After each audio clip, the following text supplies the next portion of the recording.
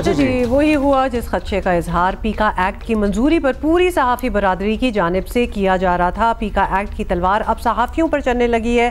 सहाफ़ी फरहान मलिक को हिरासत में रखने के लिए FIA मुख्तलिफ हरबे इस्तेमाल कर रही है। FIA अदालती हुकाम की खुली खिलाफ वर्जी करते हुए जेल भेजने के बजाय कल उन्हें अपने ऑफिस ले गई थी और अब उन पर गैर मुल्कियों से फाइनेंशियल फ्रॉड का नया केस बना दिया गया है। FIA ने फरहान मलिक को आज जुडिशल मजिस्ट्रेट मलीर के सामने पेश करके 5 रोज़ा जिस्मानी रिमांड ले लिया है। और क्योंकि कल जुडिशल मिल गया था लेकिन उनको जेल भेजने के बजाय FIA साथ ले गई थी, इसलिए आज नया केस बना दिया गया और FIA ने दोबारा जिस्मानी रिमांड हासिल कर लिया। ये हो रहा है बेसिकली। फरहान मलिक के वकील मुइज़ जाफरी का कहना है कि FIA को कल जब अदालत से रिमांड ना मिल सका तो उनके खिलाफ नया झूठा मुकदमा बनाया गया है। FIA का मकसद ये है कि फरहान मलिक को ज़्यादा से ज़्यादा अपनी हिरासत में रखा जा सके और बाकी सहाफ़ियों को डराने के लिए फरहान मलिक को मिसाल बनाया जाए। हमने FIA का मौक़िफ़ लेने की कोशिश की थी लेकिन उन्होंने जो ऑफिशियली मौक़िफ़ दिया हुआ है बस उसी पे उन्होंने हमें कोई जवाब नहीं दिया। अब्दुल मुइज़ जाफरी हमारे साथ मौजूद हैं, वकील हैं फरहान मलिक साहब के और सीनियर वकील हैं, वैसे कानूनदान हैं वो अब्दुल मुइज़ साहब कल ज़ाहिर है हमने ये मुद्दा उठाया था कि जुडिशल मिला लेकिन उनको बजाय इसके कि जेल भेजा जाता है FIA खुद ले गई और शाम 5 बजे के बाद भी तक हम इंतज़ार करते रहे कि शायद जेल भेज दिया जाए, लेकिन ऐसा नहीं हुआ। आज फिर क्या हुआ? जी बहुत शुक्रिया, आप लोगों ने मौका दिया। ये असल में जो मुकदमा है इसको लड़ा जाना पब्लिक परसेप्शन में ही है, तो इसके अंदर इसके ऊपर बात होना और बार बार होना ज़रूरी है। आज एक हमें पता नहीं था कि उनको क्यों हब्से भेजा में इफ़ेक्टिवली रखा हुआ है, जहाँ तक हम इन्फॉर्म थे तो ये खबरें लीक हो रही थी कि एक और FIR है। अब क्योंकि आप एक और FIR जब पहली FIR जो है वो पूरे रफ्तार जो उनका प्लेटफॉर्म है उस पूरे प्लेटफॉर्म को कवर करती है, तो अब कोई दूसरी FIR की गुंजाइश नहीं थी उसी प्लेटफॉर्म पे। और अगर वो उसी प्लेटफॉर्म के अंदर किसी और वीडियो पे फाइल कर देते तो सुप्रीम कोर्ट की एक फैसला है सुगना बीबी जो कि ये कहता है कि अगर एक ही इवेंट के ऊपर एक FIR है तो मजीद FIRs उस इवेंट पे नहीं काटी जाएंगी, उसी FIR के अंदर आप ज़िमनी इन्वेस्टिगेशंस करते रहें। तो अब क्योंकि ये हर बार नहीं था उनके पास, तो उनके पास कोई थे लोग जिन्होंने कोई कॉल सेंटर से स्पूफ कॉल्स कर रहे थे, तो उनके यहाँ रेड हुई थी। अब वो ताज़ा उनके पास केस आया हुआ था तो उस FIR में उन्होंने एक लाइन ऐड कर दी कि इनसे जब पूछा कि ये कौन कराता है तो उन्होंने कहा कि ये फरहान मलिक का कॉल सेंटर है। अब आप रेड कर चुके हैं, आप उस FIR में ये इजहार कर दें कि वहाँ पे हमें पता चला कि किराएदार फरहान मलिक है, किराया फरहान मलिक देता है, तनख्वाहें फरहान मलिक देता है, यहाँ से आता जाता रहता है, यहाँ पे लोगों को जानता है, कुछ नहीं, बस ये कि ये 2 लोग पकड़े गए, ये 2 लोग इस क्राइम में मुलव्विस हैं और हमने इनसे पूछा तो इन्होंने कहा इन्होंने उनका नाम ले दिया। हाँ, बट बेसिकली कुछ भी करेंगे लेकिन फरहान मलिक को हिरासत में रखना है, that is the whole point of it. लेकिन ये प्रोसेस ये प्रोसेस पनिशमेंट है।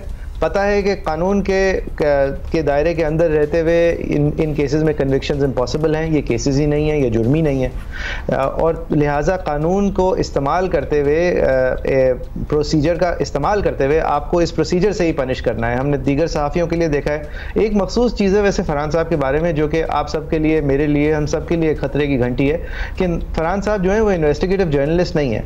आज तक जो स्टेट जिनको इस तरह सबक सिखाने निकली है वो प्राइमरी इंफॉर्मेशन गैदरर्स को सबक सिखाने निकली है, जो किसी खबर के पीछे हैं, जो खबर निकलने से स्टेट नुकसान समझती है अपना, या कोई ऐसी बात करने जा रहे हैं जिससे कोई राज जो है वो खुल जाएगा। फरहान साहब रिपोर्टर नहीं है, फरहान साहब तज्ज़ियाकार हैं। तो अब उनको न सिर्फ रिपोर्टर से मसला है, या तो वो सारे चुप हो चुके हैं, या सारे लाइन में आ चुके हैं, या सारे कुछ और कर रहे हैं। क्या लगता है आपको इस केस में कोई जान है? मतलब ये प्रोसीजरल एनालिस्ट पे भी और तज्ज़ियाकार पे भी उनको मसला है जी। ये तलवार तो हम सब पे लटक रही है और जब से कानून पास हो रहा था तब से हम मतलब अपनी आवाज़ उठाने की कोशिश करते हैं और जब भी हुकूमती नुमाइंदा कोई होता है वो कहते हैं इस पे तो बात होनी चाहिए, लेकिन फिर भी कानून बन जाता है, पास हो जाता है, सब कुछ हो जाता है, पास करने के बाद बात होनी चाहिए और उस पे इम्प्लीमेंटेशन भी शुरू हो जाता है और जिस तरीके से हो रहा है वो भी सबके सामने है। इस केस में कोई जान है आपको लगता है, या ये प्रोसीजरल पनिशमेंट ही चलती रहेगी? बस केस में बिल्कुल भी जान नहीं है, इस कानून में ही जान नहीं है। अगर अदलिया 26वीं तरमीम से पहले वाली अदलिया होती तो पीका का एक्ट इस वक्त तक कलअदम करार दिया जा चुका होता। इस शक्ल में जब पहले पास करने की कोशिश की थी तो अथर मिनल्ला साहब के कोर्ट ने इससे कहीं कमज़ोर सेक्शन को गैर कानूनी और आपकी और मेरी बुनियादी हक जो इजहार का है उससे मुतसादम करार दे के ख़त्म कर दिया था। और ये एनी पर्सन की कंप्लेंट और कोई भी आता जाता चलता कह दे कि ये फला चीज़ हुई है उस बेसिस पे आपको उठा लें। देखिए, जब फरहान साहब की रिमांड पेश हुई थी ना पहले वाले केस में कल, जिसमें जुडिशल हुए हैं वो, उनके साथ 3 और लोग पेश हुए थे। उनमें से एक मोहतरमा थी जिनके 30 फॉलोअर थे। वो मिडिल एज खातून थी, DHA फेज 8 में रहती थी, और उनके ऊपर इल्ज़ाम ये था कि उन्होंने अपने 30 फॉलोअर्स के लिए जब भी कोई खबर आती थी तो इम्पोर्टेंट लोगों के बारे में जो भी खबर होती थी उसके नीचे वो एक बद्दुआ लिख देती थी। उन बद्दुआओं की वजह से वो अरेस्टेड थी। या एक और साहब थे जिनके ऊपर इल्ज़ाम क्या था कि उन्होंने बहुत सारी नाजेबा ज़बान इस्तेमाल की है आला ओहदेदारान के ख़िलाफ़। और उसकी स्टोरी क्या थी कि वो अपने भाई के साथ एक ज़मीन के तनाज़े में उलझे हुए थे। उनका भाई मुल्क से बाहर रहता है। 1 महीने पहले उनके भाई ने उनको एक धमकी आमेज़ मैसेज भेजा कि यार मुझे पता चला है कि पाकिस्तान में एक कानून पास हुआ है जहाँ पे आप किसी की अगर बुराई करते हो पब्लिकली तो आप पकड़े जाते हो, अब आप देखो मैं आपके साथ क्या करता हूँ। उस भाई ने उनकी एक अकाउंट बनाई जिसके 3 फॉलोअर्स हैं, जिनमें से एक वो खुद है। उस अकाउंट से उसने नाजेबा अल्फाज इस्तेमाल किए उन लोगों के लिए जिनके खिलाफ अल्फाज इस्तेमाल करें आप तो आपको आके उठा लिया जाता है। और उसका स्क्रीनशॉट लेके FIA को कंप्लेन कर दी। FIA ने उसको पिकअप कर लिया। तो अच्छा मोइस, ये बताएं, बिल्कुल ये काफ़ी केसेस आपने बता दिए। एक हमें कल रावलपिंडी का भी एक केस था, वो किसी की गाड़ी उठाई जा रही थी, उसकी वीडियो बनाई तो उसको भी इसी पीकाई के चक्कर में उठा लिया।